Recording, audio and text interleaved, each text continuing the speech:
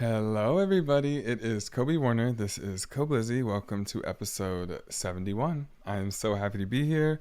So much is happening, and so much has happened since I've last sat down to tape an episode of Koblizzy. We just got to get into it. So I'll do a song of the week real quick, and then, baby, there is so much to talk about in this episode. Like I always say, there's a lot to talk about, and it's never been more true.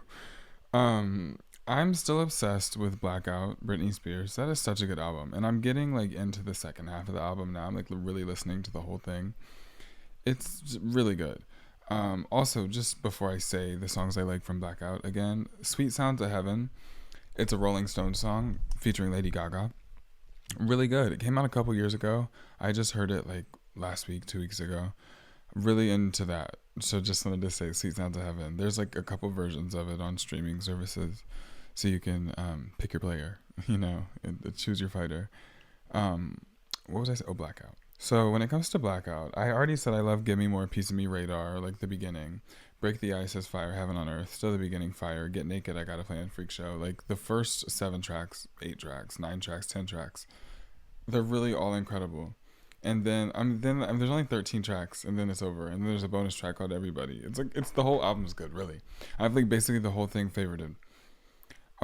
It really is really great. It is. I gotta be honest. Blackout, like, and honestly, I know a casual amount of Britney Spears, and I know like the hits from every album. I looked through her albums today, actually, her whole discography, and I knew at least 1 or 2 songs from every single album, and I knew all of like 2 or 3 albums, and now Blackout, and Britney Spears was a hit maker. I mean, she hasn't made music since 2016, but like the music that she made were hit. Like, I don't know. It's just like you can say she can't sing or etc. She lip syncs. Okay, whatever. So do drag queens. She is a performer, and she would light up the stage, and her songs were really catchy and really fun and really dancey. And I must admit, like as a person who grew up like closeted, you believe it or not, I've always been extremely flamboyant, and I've always been this type of person. I've really never changed, which is interesting because all the church people and all the conservative people that I grew up around, family members, family friends, church members, worship directors, pastors, etc., they were all cool with exactly how I was when I wasn't saying that I was gay. And then I came out as gay, and all of a sudden I was completely ostracized from society. And I didn't come out until I was almost 16. And so the gayest thing that I had ever done before coming out at 16 years old was listen to Lady Gaga from an early age. I was really love Lady Gaga when I was a kid. This girl named Madison put me on in the second grade. She was like, "Oh my god, you have to go check out this like girl Lady Gaga." She was talking about her like she was a freak. She's like, "Oh my god, she's crazy." Da da da da da. So I went home and I was watching this video of Lady Gaga getting dragged across the stage by her arm. And my dad comes in there, and I was on the family computer because I was like 7. And he was like, "Oh my god, you cannot be watching this. Like, turn it off." And so I turned off the Lady Gaga video, and then he left, and then I turned it back on. And I was just obsessed with Lady Gaga from a young age. And so that brought out a lot of queerness in me from an early age that I didn't really recognize that it were like the things I were doing were queer attributes, so to speak. But other than that, like I started doing musical theater in the third, that's not true. I mean, I started like singing at school in the third grade, and like that's when you could join the like school singer program, and I was in choir and stuff. So maybe that's gay. I don't think so. But then I joined musical theater in the 6th grade, and that is gay. And I did regional, like local theater productions through middle school, and then I went to a public high school that had a really good non-fun. Our theater program in high school didn't get any funding from the school. We fundraised and paid for some of it ourselves, and we had a really great program despite the odds of us, really not should have had a good program. That was terrible grammar, but we shouldn't have had a great program based on the odds, and we did. And so, that musical theater was probably the gayest thing I had access to, and Lady Gaga. Up until I left the church at 16, I was still hearing like, when I remember, I'll never forget in 2015 is when gay marriage got legalized, and we were at church the following Sunday. And this man, I mean, I would love to say his first and last name. The government just completely just throw it out there, but I won't. The pastor, he was like not the lead, or not like the main pastor, but the one of the secondary pastors. He was speaking on stage for whatever reason this Sunday, and he was saying like it's just a shame, it's a disgrace to our religion, what's happening in our country, and we have to stand together against this abomination, which is the legalization of same-sex marriage, homosexual marriage. And I went to a mega church. I made an episode about the church and like my situation having to leave. The worship pastor sent me a message, a text message on iMessage, like to my phone number when I was 15 years old, right before I came out actually, about a post I had made on Facebook supporting Pride Month. My birthday is during Pride Month, and I was celebrating Pride Month like by putting a frame on my Facebook profile picture. And the guy texted me basically saying like, we need to sit down and talk about this. It's crucial to your leadership in the future. I made a whole episode about this. I don't remember exactly which one, but it was one of my earlier episodes, like in the teens. And I was like basically, I didn't say this, but fuck you, guy. Like, he was basically going to tell me I can't support gay people and be a leader at the church. And I was a volunteer leader at the church for many years. I went there for almost a decade.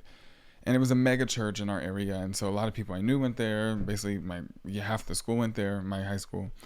And like there was always kids from school there when I was in middle school and elementary school. I started going there really young. And I started leading like in 8th grade after going there for a long time. And then I led until sophomore year of high school. And then I had to leave on behalf of my family and I because of that worship pastor telling me basically you can't support gay people. We needed to go have coffee. And he said that, let's go have coffee when you get back in town so we can talk about XYZ. But I was just like, I don't know, fuck you, dude. Like, it was just crazy to me that they were going to try to inhibit me like that. And so at that point, I came out and I jumped full-fledged into queerness and gayness. And so I say all this to say, I learned a lot. Like, as soon as I came out, I started going to get like really long acrylic nails. And I started wearing heels and I was like trying to like really experiment with like, it wasn't necessarily drag, but it was very androgynous expression, half masculine, half feminine. Like when I went to prom, junior year of high school, I wore like a pink and blue, like baby pink, baby blue, like pattern suit on purpose, gender fuck kind of idea. And like a pink 6-inch platform pump, and like a pink turban and big hoop earrings, and it was like a suit, but it was heels. And I had acrylic nails. They were pink, and I think my accessories were probably gold back then. I didn't wear silver yet. And so I was just like really trying to play with it, like expression, and like really I wanted to come out of the closet because really I'm not the type of person, because I always some people are just gay. You know what I mean? Some people are just stereotypically gay, and it's not to be rude or offensive to say this, but some people are just gay, and I'm one of those people. I've always just been gay.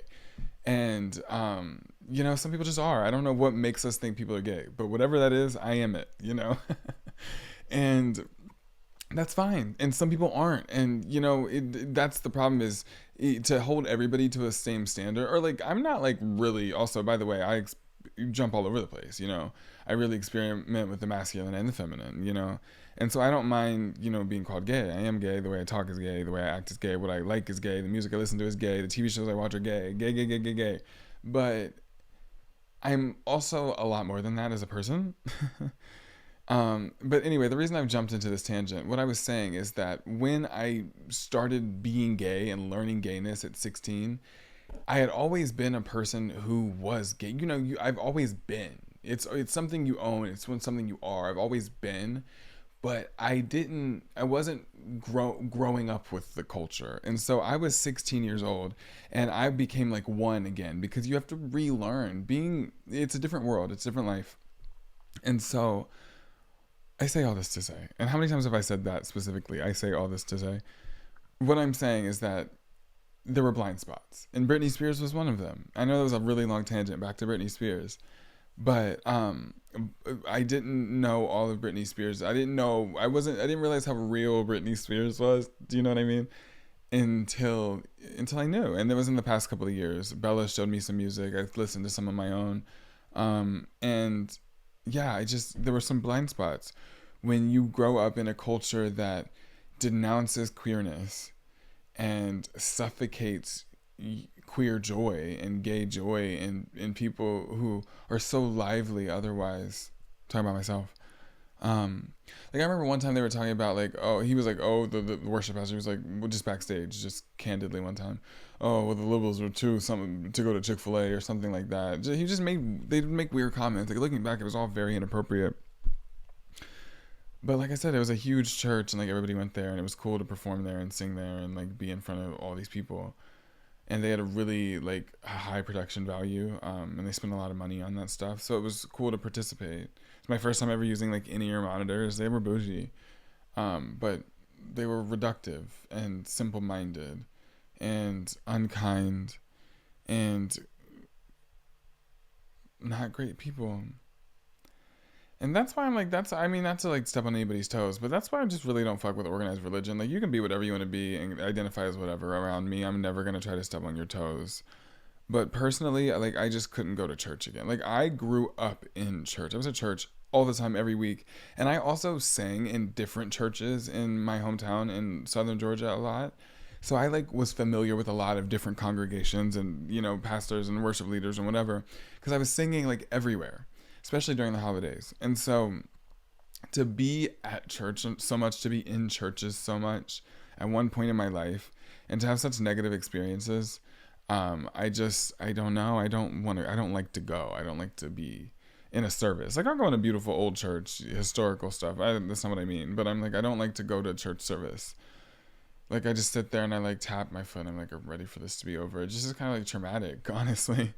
But anyway, that was a really weird turn for this episode. That was not on my list of things to talk about.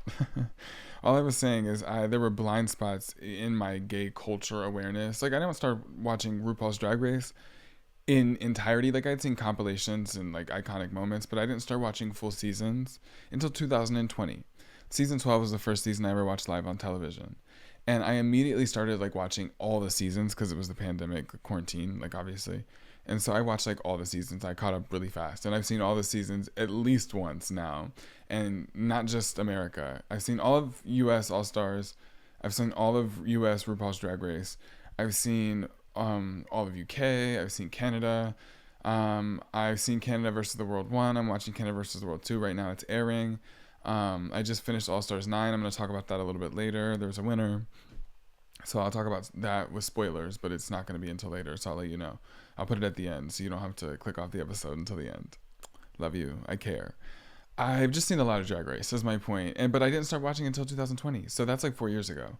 So there was so many things that I didn't really know because of how stifling my culture was, my surroundings.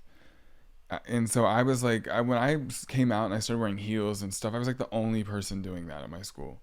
Not to say there weren't gay people, but nobody was leaning into it because it wasn't really, not to say it wasn't safe. Well, you know what? It wasn't safe. I mean, there was this one time I really got my ass beat as a kid by a bunch of kids and were calling me a fag just because I was a little gay boy in my neighborhood, you know?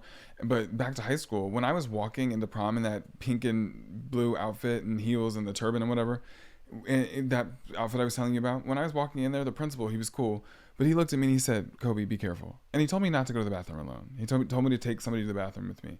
And that's when I was like, wow, that's crazy. And then I was on the dance floor in my outfit. A lot of people were hyping me up. There was like a video of like a bunch of people circling around me, and I was like doing my best to dance. But my shoes were too small. They were really uncomfortable. I looked a mess, but I was trying. And my outfit was tight in my waist, but I was trying. It was uncomfortable. But then there was a football player over there that was like, "Oh man, fuck this." And he was like trying to come at me, you know? And I was like, wow, the principal was right. And yeah, it's just weird to look back on that because I'm like, I mean, some of my friends will tell me about how different some of their situations were in regards to gayness or queerness or knowing gay queer people. I meet my first non-binary person until I went to college, and then I came out as non-binary a couple months later. Access to things and knowing people and knowing things allows you to identify with things more, you know what I mean? And so things you don't know until you know. That was crazy. That was a crazy sentence, but you know what I mean. You don't know until you do. And I feel blessed for the access that I have now. And it makes me emotional because there's a lot of my childhood that I look back on not so fondly because of how stifled I felt. I felt the stifling. It's not like I didn't know. It was not like I wasn't aware. I could feel that I was being held back or minimized. And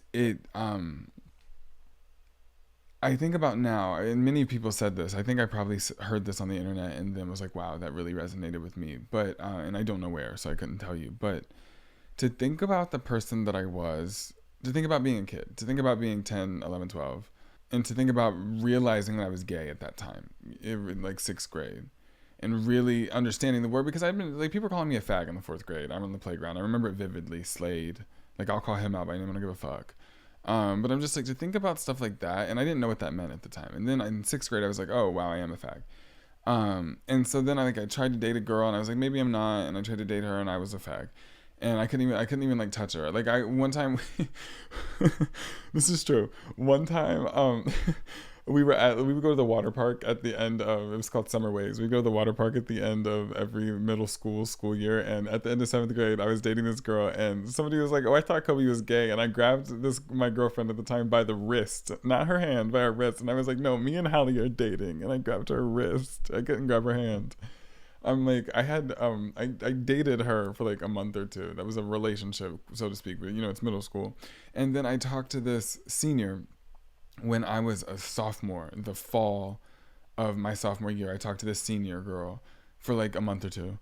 And then I talked to this other girl the second semester sophomore year. And I'm still friends with her. And I still see the girl from first semester sophomore year on social media. I don't really talk to the other girl anymore. But I'm sure she's lovely. Like, these were lovely women. But, like, we never did anything. I never kissed these girls. I never, like, really, I mean, I probably, like, held their hand or some point. I don't really remember. Like, I went to a movie with Olivia and we were cuddling, like, Black Panther. Can you believe I was straight when the first Black Panther came out? That's what I'm saying, you guys. Like, even though I was always so flamboyantly gay, my gay renaissance was so late, it feels like. Like, I was 16. Like, I came out the day before my 16th birthday. But that was in 2018, so like it was 6 years ago, and like just so much has happened. I feel like I've lived a lifetime since then, and I feel blessed to understand now that those people are just saying words, and you can be whatever you want to be. Life is yours is yours. And I was just fed the narrative that in during my formative years that was so opposite of this. It's a wonder that I've come out as strong and smart as I have. I didn't let it make me dumb, and I could have really bought into it, and I did when I was young, because you're moldable, you're malleable. I learned different, but all I'm saying is there were blind spots in my queer awakening. That's not what I was going to talk about at all this episode, but that's a great point. I'm sure somebody relates. Some people don't come out until much later than 16, and they don't come out with, a pride flag in their hand and 6-inch pumps on like I did with 2-inch acrylic nails. So like, I understand. Yeah, everybody's different. But let's talk about it. Everybody's different. So first thing I want to talk about, just of major importance, usually this is a pop culture podcast, and honestly, it's really more over than that. It's a music and movie television podcast. All I really talk about is my favorite music, movies, and television. Everything relates to that in some regard, or Beyonce. And so, I am an extremely politically active person in my life, and I don't watch the news. I don't like to watch news, but I read the news. I have like the Apple News Plus thing, and I read the news every day, and I keep up with things. And so I don't really get into news stuff a lot on here. Like, it's just not that kind of show. And this isn't to say that you shouldn't speak up about things. Like, I'm not that type of girl. And if you know me, or if you followed me for a long time, you know this.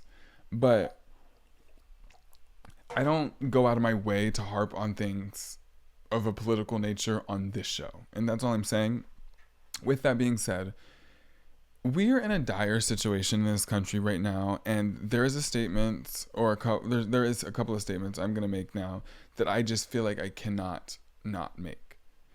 Joe Biden has dropped out of the election. I have not taped a podcast since this has happened. And while I was going to vote for Joe, very begrudgingly, but I was going to vote for Joe Biden just to keep Donald Trump and Project 2025 out of office in 2025, 2024, but he would take office in 2025. Kamala Harris is now the person that looks to be replacing Joe Biden on the Democratic ticket. And Kamala Harris is a great candidate, in my opinion. She's not the best candidate. She's not my favorite candidate. And honestly, can I be real? No politician is. I don't love politics, even though I'm so aware.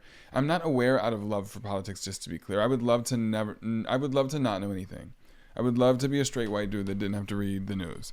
But it affects me. I'm like, Project 2025 attacks queer people. It attacks people with pre-existing conditions, which I have one. It attacks immigrants. It attacks veterans. It attacks Social Security. It attacks the middle class. It attacks essentially anybody that's not already a billionaire or an extremely wealthy person. It attacks impoverished people and attacks people who are well off. It'll make you worse off. It's like, you guys really need to understand what's at stake. It really is the lesser of two evils, and Kamala Harris is this. And I don't mean to like propagate propaganda. That's not my intention. But Donald Trump and the Republican Party will strip rights away. When he was elected the first time, everybody's like, oh, well, he didn't do anything. He was funny. He just gave us $1,200. He got 3 Supreme Court justices in a lifetime position to fuck up our situations. And now there's a 6-3 conservative majority in the Supreme Court, and they are the ones that are rolling back Roe v. Wade and repealing affirmative action and a ruling that presidents should have eternal immunity. They're the people doing these crazy things. And Donald Trump is the person who was the one that was able. Donald Trump and his administration got those people in office. So they did do permanent damage. Those people are lifelong Supreme Court representatives.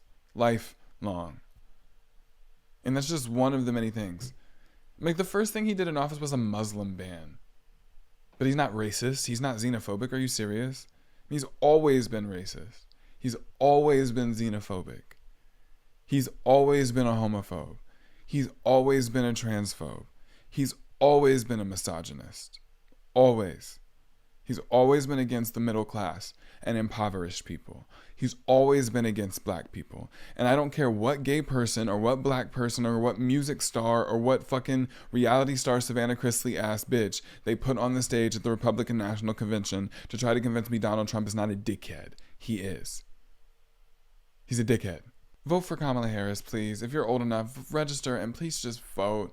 It's not that she's an ideal candidate. It's that it will keep us from going back to the fucking 20th century as far as civil rights go. This is a civil rights election, a civil liberties election on a domestic level in every sense. In every sense.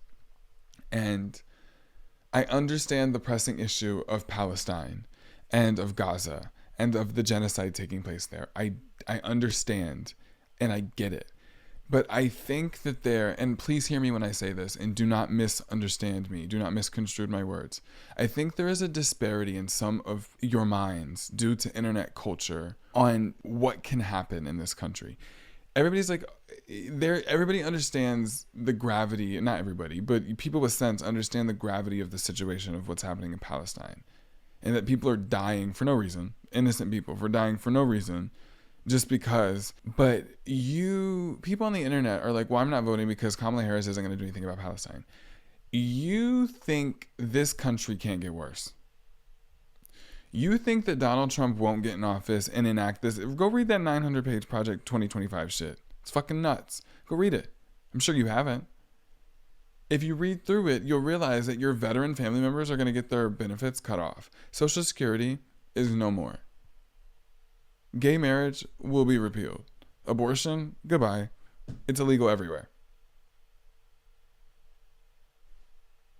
Among a gazillion other nutty cuckoo things.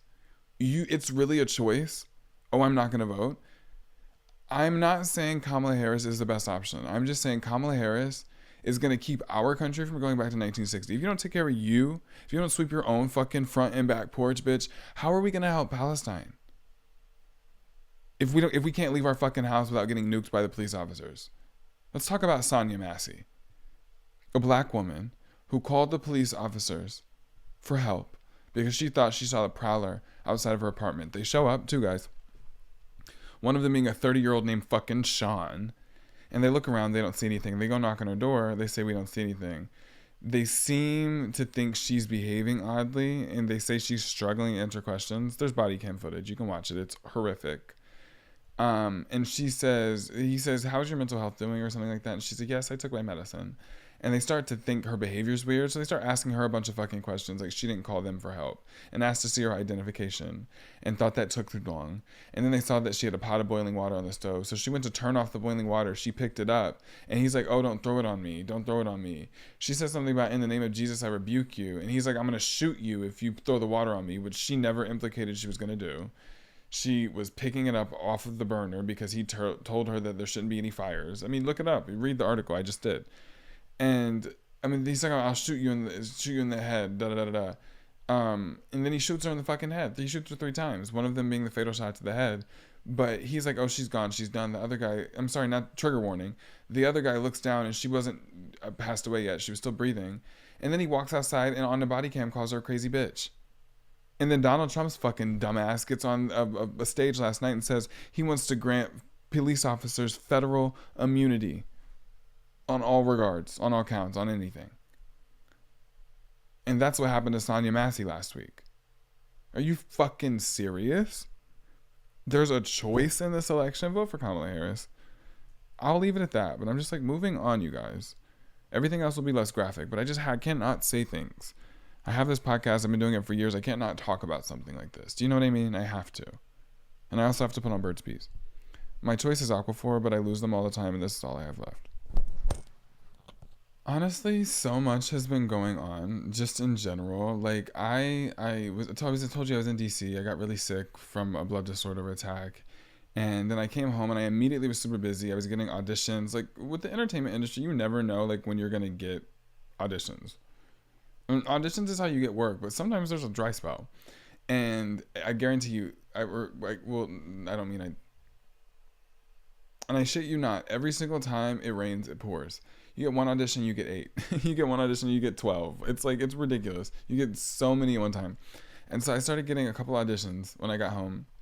And like one was on Zoom, one was in person. Oh my God, the Zoom one was so embarrassing. It's a whole other story. But I was like set up in here. I've done callbacks in my room before with all this shit in the background and they were fine with it. But this lady was like, no, we need a plain background. And so I had to move really fast. And like I accidentally knocked over the garment rack and it like made this huge noise. And she was like, well, we're going to take a moment and get off the Zoom while you situate that. Or said something like that. And it was funny. I understand that she was annoyed, but it was just really funny. But then I had like an in-person audition for like a commercial. I'm shooting a music video tomorrow. So it's just like there's a lot going on, you know, in terms of like work stuff. But also like I'm preparing for traveling a lot in August. I'm traveling for like half the month in August. And it's just a lot happening in my life and in the world. I want to talk about the Olympics. Lady Gaga was there. Beyoncé was not. She was kind of there. You know, she was on the TV. And Celine Dion was there. Céline. And I want to talk about Céline Dion first. She suffers from a rare disease, a disease even rarer than the rarer disease. Excuse me, a disease even rarer than the rarer disease I suffer from. My disease is 1 in 50,000 people. Hers is like 1 in a million. She has it's a neurological disorder that is constantly progressing called stiff person syndrome. And thank God she has access to like the best doctors and the best treatment. So she's improved greatly. She has a documentary out that you can watch. I've seen half of it with Bella when I was in New York City recently. And I haven't finished it yet. What I saw of it was very sad, but it's nice to see that she's improved enough to be able to perform. She's improved to that point to be able to perform.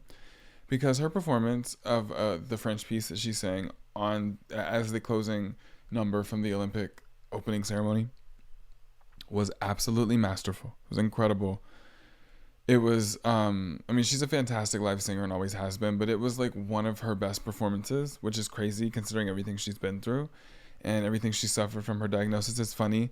When I have the viewfinder up on the computer, I cover it with Safari, and the shared with you tab on Safari has a TikTok of Celine Dion singing from Camille.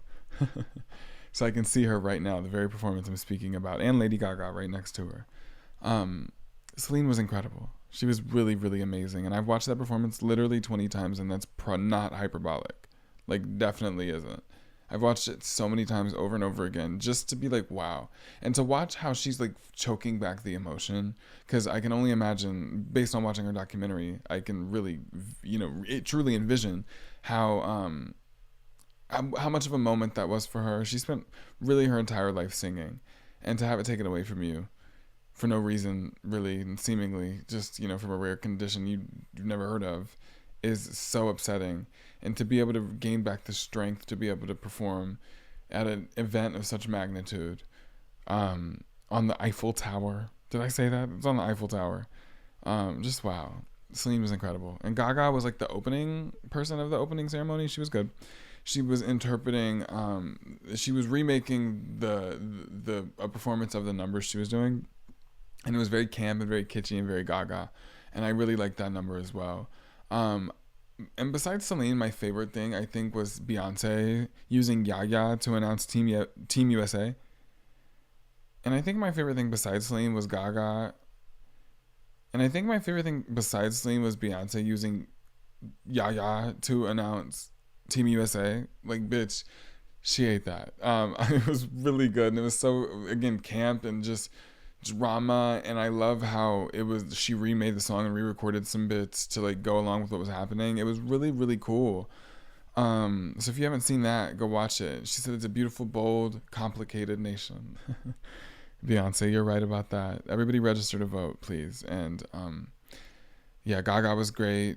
Céline was incredible, and Beyonce, I was really happy to see her in the commercial. Saw a rumor that she might be going to Paris to attend something at the Olympics. That would be cool. Also, Simone Biles was amazing. Lady Gaga posted a video of her on Instagram. I was like, damn, this was crazy. Simone Biles was amazing.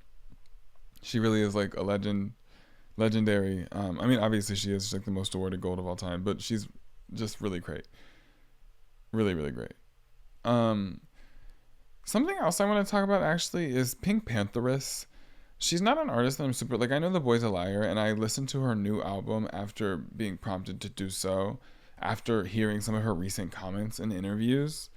She she is crazy as hell. She said that she didn't know people listen to albums, so she didn't care about track listing, and like songs don't need bridges or second choruses. I don't know. I just find the Gen Z kind of generation, the consumption of music as a result of streaming is really reductive, and it kind of bothers the shit out of me.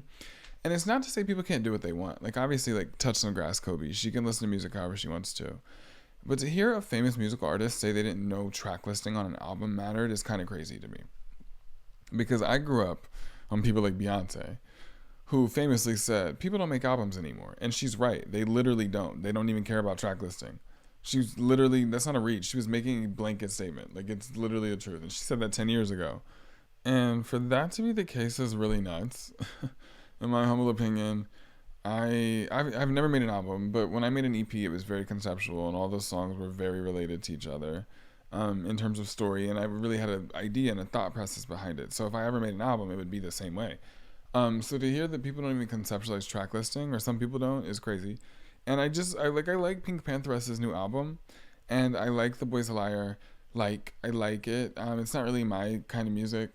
Like, it's not like my personal taste in music, so I don't love it, but it's like cute. Like, I save some songs and put them on the playlist. You know, I dance and I throw ass and I shake. I like to listen to all types of music, so I can be cultured. But I'm just like, I don't know. I don't get it, and I don't understand how she, I don't know, doesn't like albums. I know some people don't consume music in that way. Like, I have a friend, Jack, who literally doesn't listen to albums. He only listens to singles, and like in musical theater things and like stuff like that.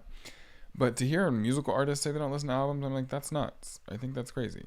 But she can do whatever she wants to, obviously. I'm not like that at all. Music's my favorite thing in the world, and I consume it wholly and completely. I saw a TikTok recently of Kamala, not to like buy into propaganda, but also, by the way, her HQ team, speaking of buying into propaganda, her social media team is incredible, and they are lighting it up. Go check out her Kamala HQ account if you haven't seen it. It's really hilarious. They're really, Charlie XCX tweeted Kamala is Brad. I'm sure you've seen it, and they're really leaning into that. So that's funny. Just to mention that. But anyway, back to the other TikTok that I saw. It was Kamala leaving a record store, and she had like jazz music, and she had like Porgy and Bess. It was like really cool to watch her buy records. I don't know, that was fun. I also love that video of her talking about putting the seasoning in the turkey. I'm a vegan, but I can still laugh at jokes, people. So everybody stop with the vegan jokes. She's like, you put it inside, the pepper inside, the cracked pepper, and you put it inside, and maybe some thyme inside, in the skin, and some butter. And she's like, oh yes, I'm ready. On the news, it was funny. Um, and obviously the coconut tree video is the one that everybody runs with. She's just a funny lady, and I think she'd be a cool president. I don't know, not to circle back to Kamala, not to really buy into political propaganda, because I don't really like politicians. Dot dot dot, and also dead serious. But as opposed to what the alternative is, which is a cult and fascism, Kamala Harris looks pretty good. She looks like a shiny penny, you know what I mean, against Donald Trump. And she also, the prosecutor felon thing is funny. It is funny, I'll give you that. And also, if you look on Kamala Harris's record, some of the things that were being spread about her were misinformation. Like, I've done some reading, because I like to be an educated voter. And she has I don't know, like, I'm like, she's a prosecutor, she's a cop, like, it's true. But she was standing for police reform in, like, 2006. Like, I just watched a video of her on C-SPAN a few minutes ago. So, I'm like, you guys are having a hard time making her look bad to me. I don't really have anything on this list of things to talk about. Maybe I'll see if there's some more music I want to say on the way out. Let's talk about my favorite songs on Brat. So Brat is an album. When I first listened to it, I told you guys, it, like, my friends like it. I listened to it because I didn't want to not know it, but I didn't, like, love it. It's not really my thing, but I've spent some more time listening to it, and I've got into it a little bit more, so I'm going to tell you some more songs that I like. I really like 360, but I like 365 more. I really like Talk Talk. I like The Girl So Confusing with Lore, which I said last time. And I said lore instead of Lord. Duh. I really like Apple. Obviously, everybody does. I like Back to Back, which I said last time. I like Mean Girls. That's new. I like 365. I said that. I like Hello Goodbye, Guess, Spring Breakers. I said those last time. And I think about it all the time. It's a good album. I get it. I don't love it. I don't love it. You know, it's not like my favorite album of all time. Like, some people, like, really ride for it. But I really do like the album, and I like to give all music a chance, like I said. So I like to, even if I don't love something first listen, I like to go back and maybe give it a couple more chances. As long as I don't hate it. If I hate something, I'm never listening again. But if I'm like, oh, that's fine, then I'll listen a couple more times just to make sure I'm not tripping. And sometimes I am. In this case, I was tripping a little bit, you know? So I love to be a person that changes music opinions. Like, I can be wrong, you know? Because sometimes things just don't hit you the right way the first time. And that's valid. Something else I'm trying out is Ira Starr. The Year I Turned 21 is the name of her 2024 album. The first song, Bird Sing Money, I must have liked it. I favorited it. I don't really remember it off the top of my head, but I didn't make it through the whole album. So I'm going to listen more to that, and I'll update you next time. I think I'm going to like it. It's like kind of Afro beats, pop, kind of. The reason I know about Ira is because she made a song with Tori Kelly on Tori Kelly's project, Tori, her new album. And, what's just flying? Was that dust? Anyway, she made a song with Tori, unbelievable, and I like it. Kenzie from Kenzie from Dance Moms, not Drag Race, put out her debut album, Biting My Tongue. I didn't know she was on Hollywood Records. It's Disney's record label. I thought that was crazy. But anyway, some of it's a little, can I be candid? Some of it's a little dated, like Billie Eilish 2017-18 kind of pop. Sorry, Kenzie. But some of it's good. Biting My Tongue's good. Anatomy, Close to You, Paper, Face to Face. Those are the ones I liked. I'll listen more. I might update you. Also, For Everybody by Cash Doll is a banger. If you don't know that song, get into it. Shout out Miss Girl. So, yeah, that's my episode of Koblizzy, episode 71. I hope you enjoyed it. Some of it was political. Hope you can get behind it. The rest of it was fun. And I really love Blackout, Britney Spears. I'm liking Brat. And, yeah, that's that. I'm going to start rhyming at the end of every episode. I should make that my thing. And if you like it, put on my finger a ring. I never said it had to make sense. But you do have to go pay rent. It's almost the first of the month. Stop being a bars on bars superstar. I'm a star. Goodbye. That was stupid. Looking for Cupid.